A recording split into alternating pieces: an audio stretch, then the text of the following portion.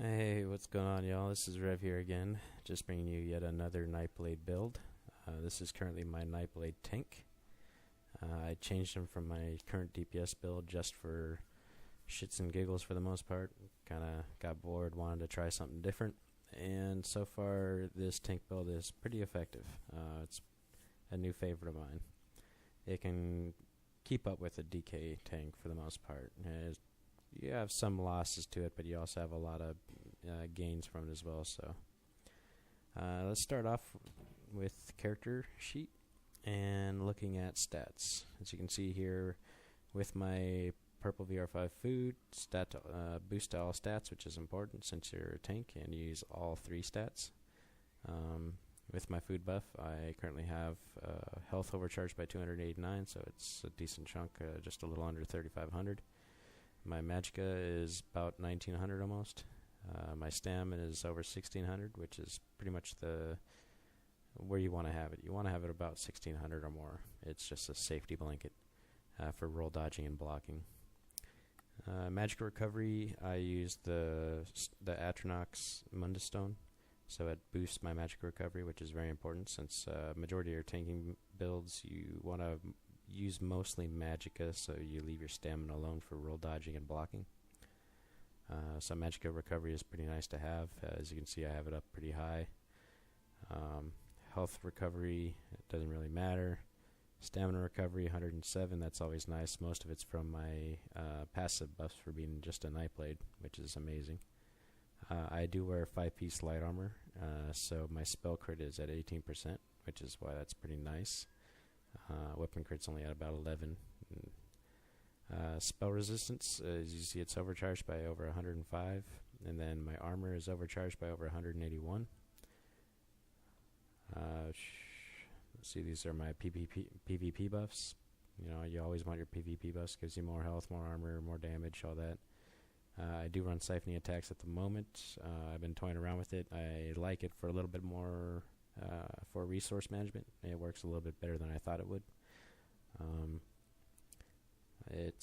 I'm still toying around with this build though, so I may be swapping that out and getting rid of it since I never had a problem with resource management to begin with. So I don't know, we'll see. Okay, moving on to skills. Class, assassination, didn't really pick up anything.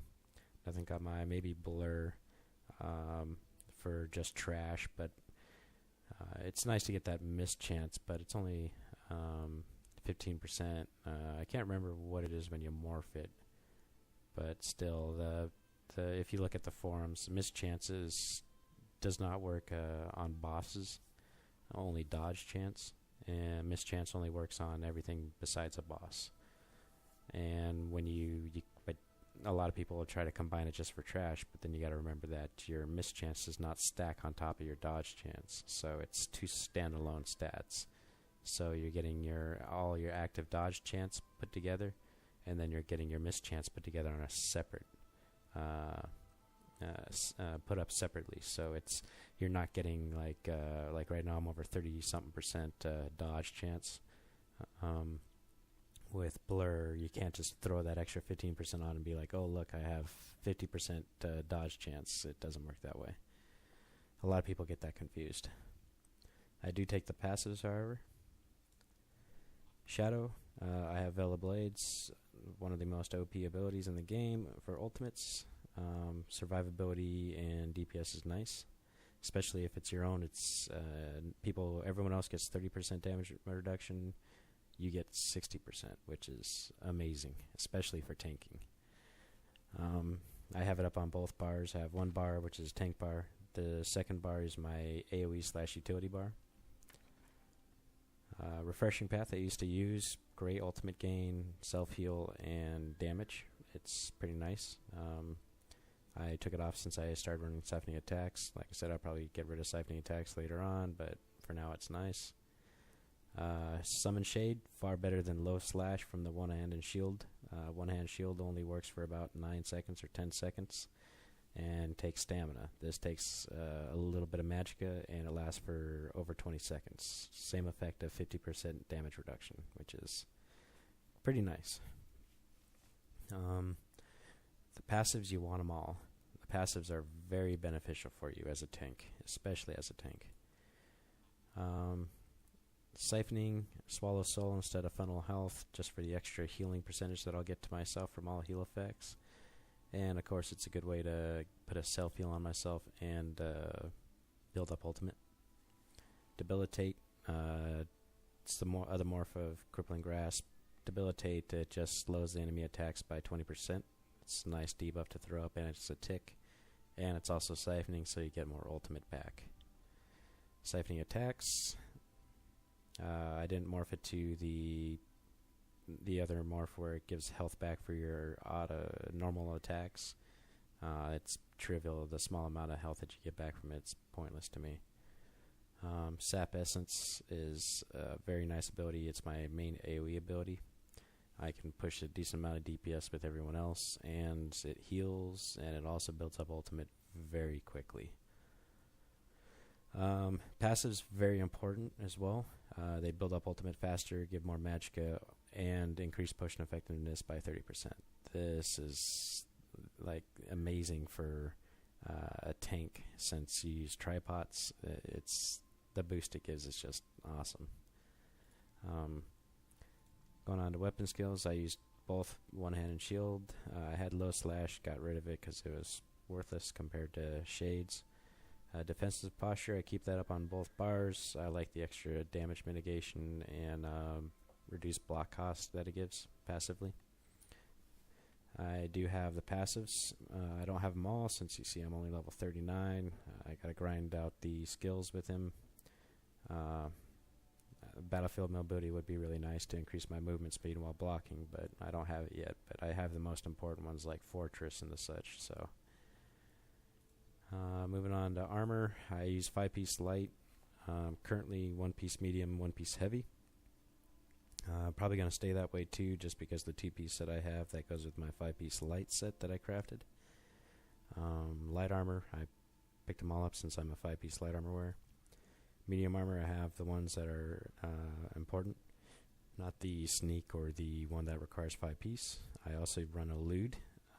Combine elude with the 5-piece Histbark set. It gives you a nice over 30% chance to dodge. And it's the only stamina ability that I actually use on my bar. That way I'm not touching my stamina at all. Heavy armor, I had all the passes for this since I used to run a 5-piece heavy. I no longer run 5-piece heavy anymore. I switched it out for light instead since it's more effective. But since I do wear 1-piece heavy, it's still nice because I get some benefit from it. Not much, but some. World Magic, Soul Magic, I have Soul Summons just for the free res. Guild, I used to run Ring of Preservation. That's pretty nice for the armor buff plus the health regeneration. However, since I run Siphoning Attacks, I ran out of space to put it up, so I don't use it. The passives to increase my own damage and the such and ultimate gain. One of these days I'm going to try out using Inner Light instead of Siphoning Attacks, since I don't really have a resource management problem on this guy. See if it might increase the amount of veils I drop due to higher crit and also higher self-heals, so I'll toy around with that later on. Might even use Entropy Morph to Degeneration just for when I bash them, I can get health back for that. You know, we'll see. I'm still toying around with this build, but for the most part, what I have it at now is pretty solid. I still will be doing some fine tweaking to the spec. Of course, your racial high elf. I picked the spell charge and gift of Magnus. Those are important. Elemental talent, kind of a waste of points. None of my attacks or damage is all fire, cold, or shock based, so there's no point in having it unless I'm using a destruction staff or something. Moving on to gear. So you can see my 5-piece light, Histbark, VR14. Yeah, it's a pretty nice set. Gives me that 18% dodge chance while blocking. Also gives me a little more armor and health. Let's see, 3-piece Resilient Yokita. I got those from doing the weeklies. I have one enchanted for armor, so that's how I get my armor overcharged with wearing 5-piece light. And then the other two are enchanted for reduced bash and block. cost, which is very important for a tank. I have weapons and shield of a sorcerer, seducer. Kind of pointless. I had this on my other tank. I just, instead of crafting and spending more gold and the such for enchants, I just took these off just to try this build out first to see if I liked it. I'm not sure what two-piece set I'm going to actually craft, but I'm sure I'm going to swap this out later on. It only gives me 12 magical recovery, which is not too important to me. Since I already get my self regeneration back and resources, I never have a problem with it, so I may just get rid of that. Swap it out with a better set with a better two-piece buff. And then two-piece Bloodspawn set. One's medium, of course. It's gold right now. And then the heavy piece that you can get dropped from Veteran Spindle Clutch. It's only VR12, but that's the max level you can get it right now. The two-piece Bloodspawn set is amazing. It gives 6% chance when hit to gain 800 armor and spell resist for 6 seconds, which is really nice to give that extra little boost for damage mitigation. But what makes it really nice is it restores 25 ultimate when that happens. And Veil uses 200 ultimate, and I can build that up without that proc fairly quickly. So I can build it up even that much faster just from taking a hit, which is pretty impressive. I love this set, I really do. It's great for tanks, period. But I was trying to do a two-piece medium. I thought the helm would be medium since the shoulders were, but I guess this new two-piece sets, it comes in whatever armor types and traits and everything else. It's kind of unpredictable, so I may just keep this set though, the way it is, just because the light, heavy, and medium pieces, the new Undaunted tree line, once I have it leveled, 2 points in it. Undaunted Metal increases health, stamina, and magicka max by 1% per type of armor. So heavy, medium, and light. My current bonus right now would be 3% if I had it. If I put it at my second point in it, it'd go up to, I believe, I'm assuming 6%. However, it could be, who knows, it could be 4 or 5. You never know with what ZeniMax decides to do anymore. But that's still a pretty nice boost to all my stats, so I may just keep it the way it is just for that max benefit from that Undaunted Metal. And let's see, let's go over bars. My main bar, single target tanking bar. I have inner fire for my taunt. It needs to be morphed. I know this. I will morph it once I have it leveled. Swallow Soul. That's just great for increasing passive healing plus putting a self heal on myself. And ultimate gain charge. And Elude, I keep that up at all times. Siphoning attacks and defensive posture. And Veil for the ultimate. Swap bars is my AoE/utility. I run Sap Essence for my AoE. It builds up my Veil really fast too, and gives heals. Debilitate for the 20% slower attack speed that I can put that debuff on the target. And Shade, of course, for the 15% less damage taken from that boss. And then, of course, my siphoning attacks and defensive posture. So this is the current Nightblade build that I have. Like I said, I will be doing some fine tweaking to it, but for now, it's definitely very fun build.